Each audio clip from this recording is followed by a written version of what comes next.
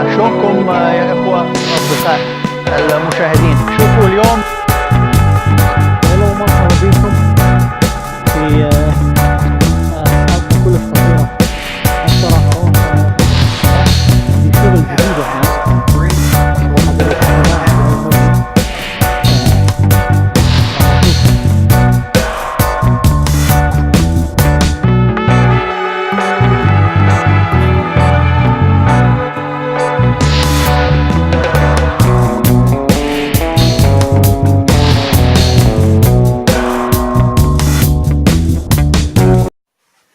Hello, my friends.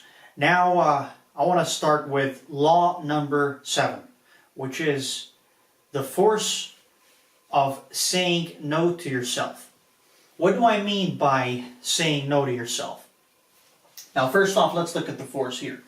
That's number 7. So, what do I mean by this one? So, every time, let's say every now and then, we've had our, tough decisions to say, to want to, for example, want to hang out with the wrong friends, or do the wrong thing, or, I don't know, just do something we don't like to do, but kind of feel like doing. You don't want to do it. You really don't want to do it. Subconsciously, if you would look and hear yourself, you're basically saying to yourself, I do not want to do this. But somehow, boom, all of a sudden you find yourself having done it. Example, I know some people who've had difficulty saying, for example, to themselves no in this context. I know, I knew a guy about 5 years ago. He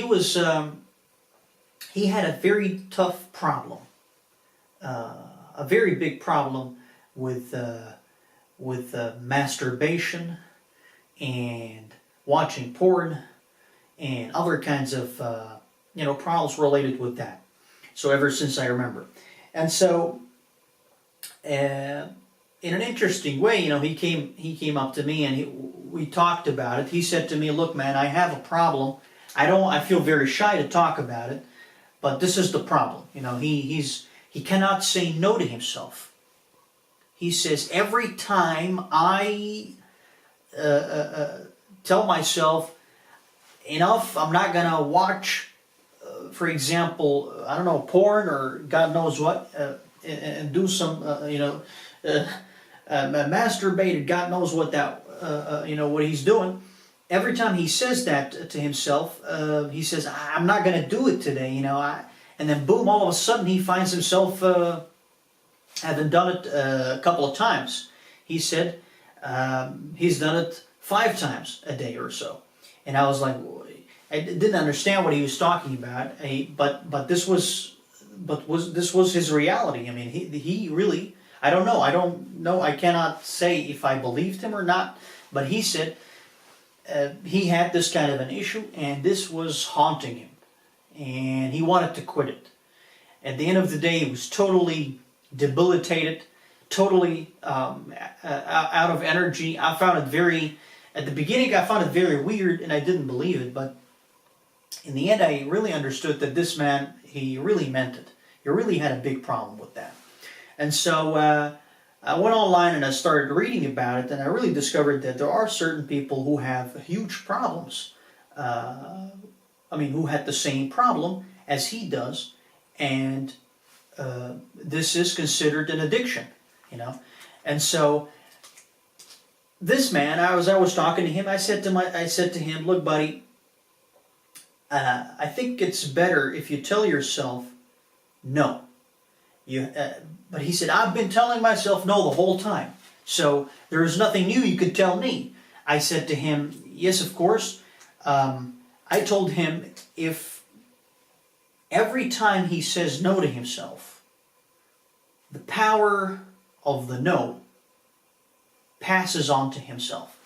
So every time he says no to himself, he starts to build the muscle of the no.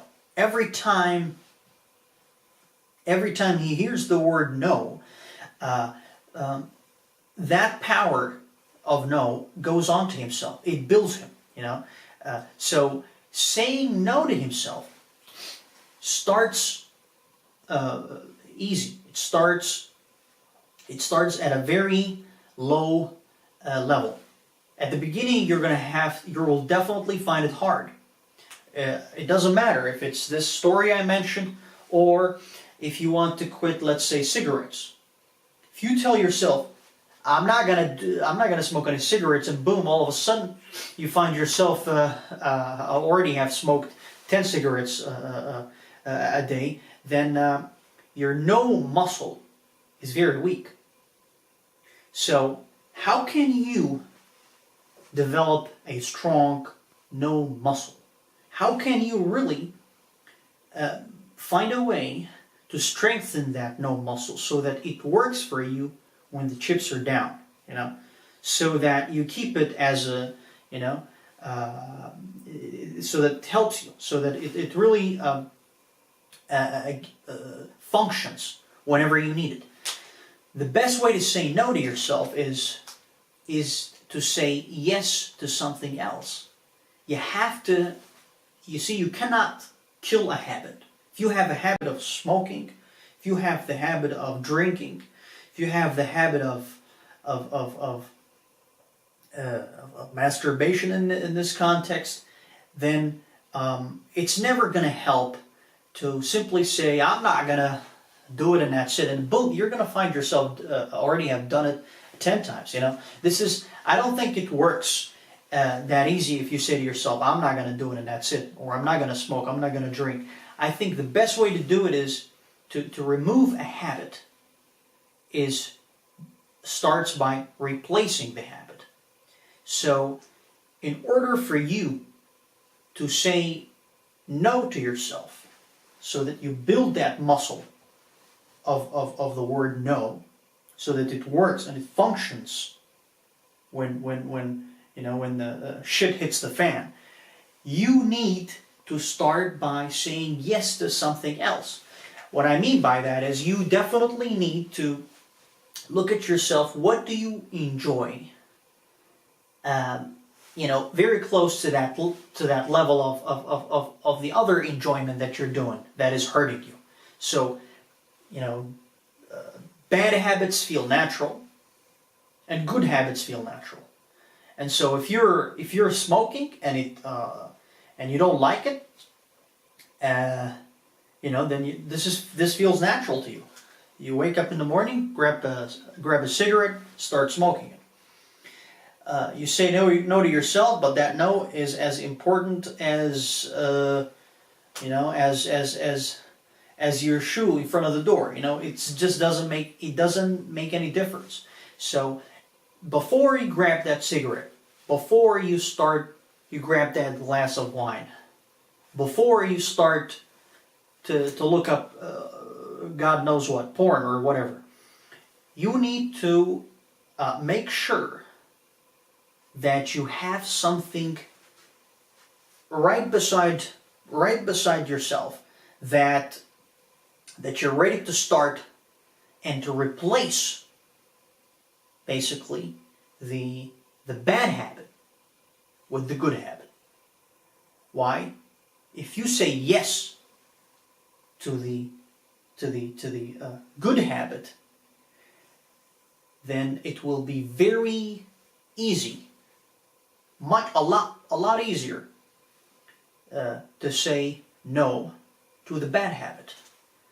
If you wake up in the morning and you drink alcohol while you're having breakfast, or you're smoking a cigarette after breakfast, and you have in your, let's say, in your pocket, or you instead of grabbing that cigarette, after breakfast, maybe you can make yourself another habit and go out and grab, let's say, I don't know, a cup of orange juice or something like that. You know, I don't know what you like, but for example, instead of feeling home and comfortable with the bad habit, you could definitely learn how to feel comfortable with the good habit. Because bad habits feel natural and good habits feel natural. It doesn't really make a difference to your brain, to your prefrontal cortex right here, if you're smoking a cigarette or grabbing I don't know, a cup of orange juice or a cup of coffee, you know. And so I would definitely start out by saying yes, so that I can say no. Why? Because the no lives in the land of yes.